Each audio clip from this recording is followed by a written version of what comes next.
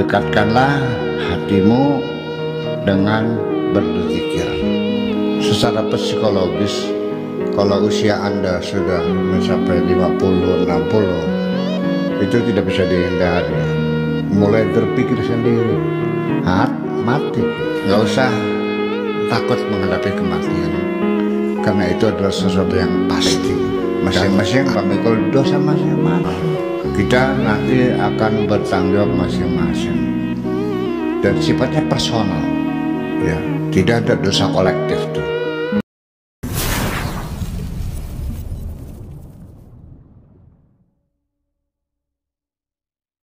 Wa min walai akhlak, dan juga di dalam kamar yang terkunci, udah gerbangnya dikunci, pintunya dikunci, kamarnya dikunci. Ya, di dalam tempat tidur, dalam selimut, lalu berdoa minta rezeki banyak, rezeki kemana datangnya, semacam itu. Wa min wara akhlaq tsumma tatlubu al-amal, kemudian engkau mulai bekerja, meminta pekerjaan, meminta amal, lalu berkarya, ya, wal isti'mal, dan juga beristi'mal, memanfaatkan. Udnu qalbaka minadzikr, dekatkanlah hatimu dengan berzikir. Mendekatkan hati kita kepada Tuhan yaitu dengan berzikir. Wa dzikruhu yauman nusyur, terutama zikir tentang hari kebangkitan. Itu kita masih sebetulnya tidak saya suruh lagi ada berpikir tentang kematian, berpikir tentang nanti kehidupan di akhirat, bagaimana nanti dibangkitkan dari kubur, bagaimana nanti akan dikumpulkan di yaumul mahsyar, yaumun nusyur. Wa may yanzuruna illa sayhatan wahidatan fa idahum jama'u ladaina muhdarun. Hanya dengan satu jeritan saja mereka akan bangkit dari kuburan dan mereka akan hadir menghadap Tuhan semuanya. Saya kira tidak perlu dinasihati.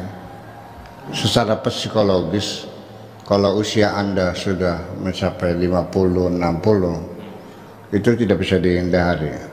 Mulai berpikir sendiri, mati. Udah mulai gitu, berapa tahun lagi sana. Iya, saya juga sama, umur saya udah 73 tahun. Saya kan mulai mikir, jatah saya tinggal berapa tahun lagi nih.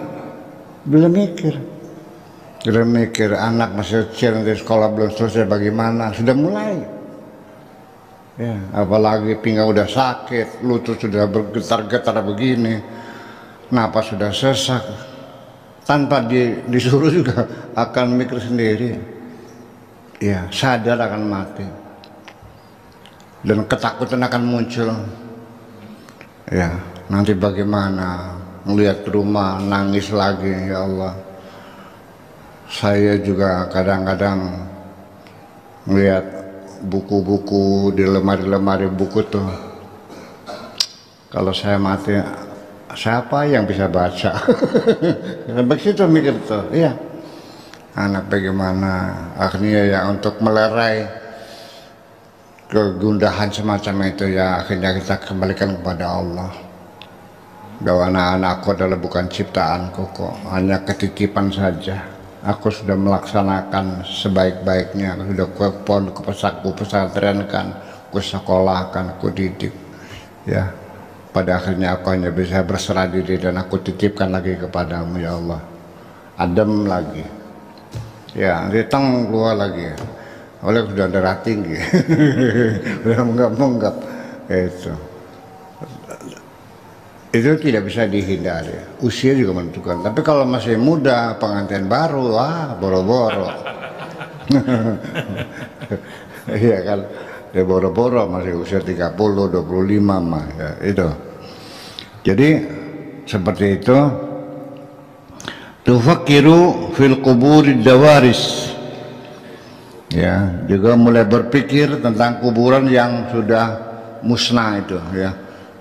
Begitu kita lihat kuburan-kuburan yang sudah batu nisannya sudah pada miring-miring semua, sudah rata dengan tanah, mikir juga ya, sadar kita nanti kita juga akan seperti itu, kita juga akan dikubur kok, lalu kita akan ditinggalkan sendirian kok, mereka pulang ya, dan kita tidak bisa lagi bertemu dengan siapapun, dan tidak ada siapa yang bisa menemui kita kok. Assalamualaikum, dah goodbye forever, hanya tinggal nama. Konon dulu kabarnya pada zaman dahulu kala ada tato ada Dokter Ali ada Pak Afkar ya, paling dipajang di kantor MTS kepala sekolah yang sekian, ada fotonya ya, almarhum ALM.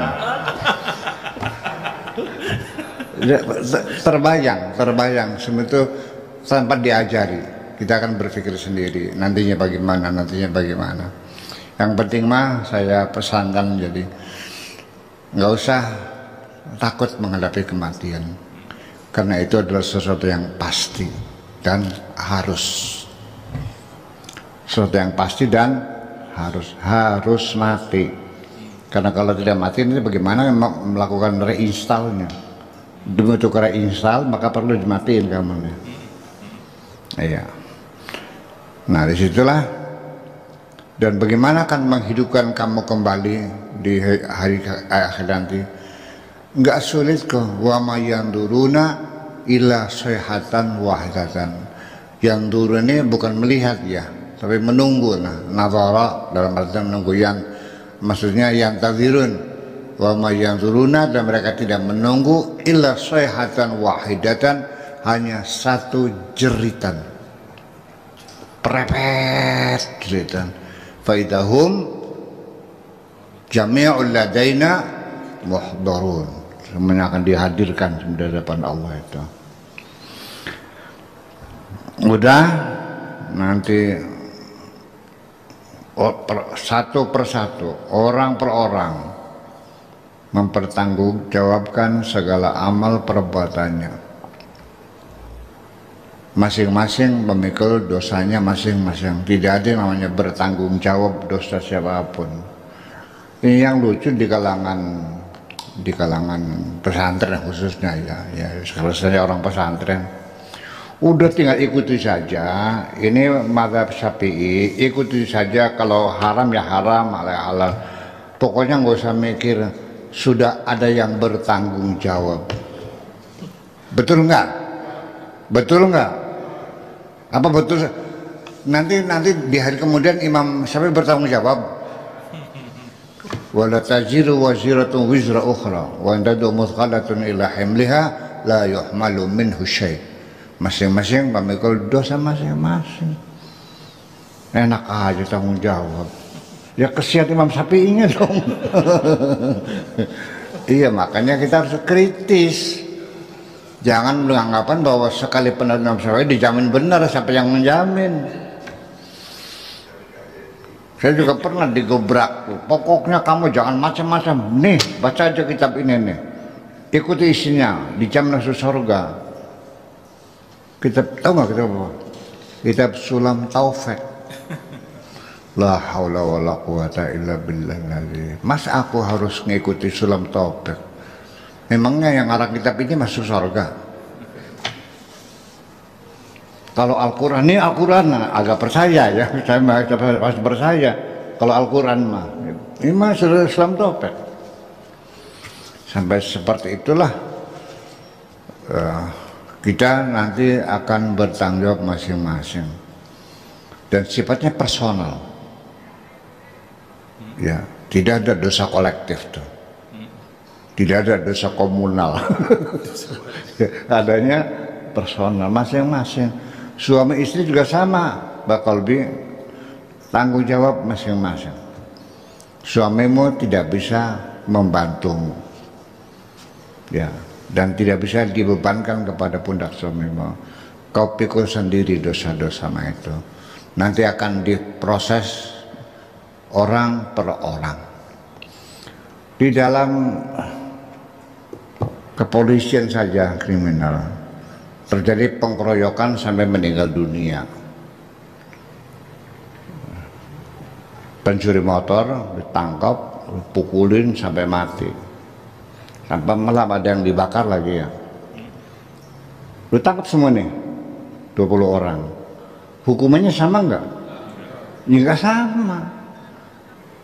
Apa yang kau lakukan? Saya jotos, oke.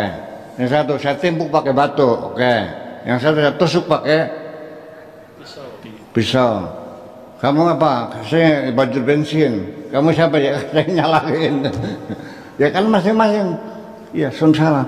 Satu persatu. Dan tidak bisa disamakan semuanya sebagai pembunuh, tidak bisa. Ya, saya kemana? Saya mah hanya nabok aja pelan-pelan gitu. Ya udah. Yang nabok pelan-pelan 3 bulan. Ya seperti itulah kira-kira. Ya nggak ada dosa, nggak ada namanya nanti seluruh bangsa Indonesia memikul tanggung jawab bersama-sama di hadapan Allah, nggak ada. Tanggung jawab di akhir itu sebenarnya sifatnya personal semuanya itu. Gitu. Dan nanti gimana? Bisa bela diri? Nggak bakal bisa lewat bela diri karena semuanya akan terbuka.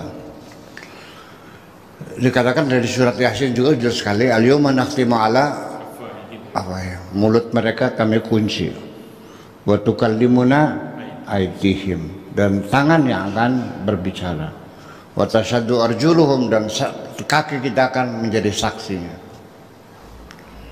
wa tashaddu arjuluhum bima kanu ya'malun, tentang apa yang mereka lakukan semuanya. Ini zikir yang semacam ini perlu berkesinambungan selalu dalam kesadaran kita. Ya minimal orang tuh seberapapun serakahnya, ya minimal kalau takut sadar akan mati itu ya minimal ada remnya lah. Ya udah juga mati, nanti juga ditinggal semuanya kok.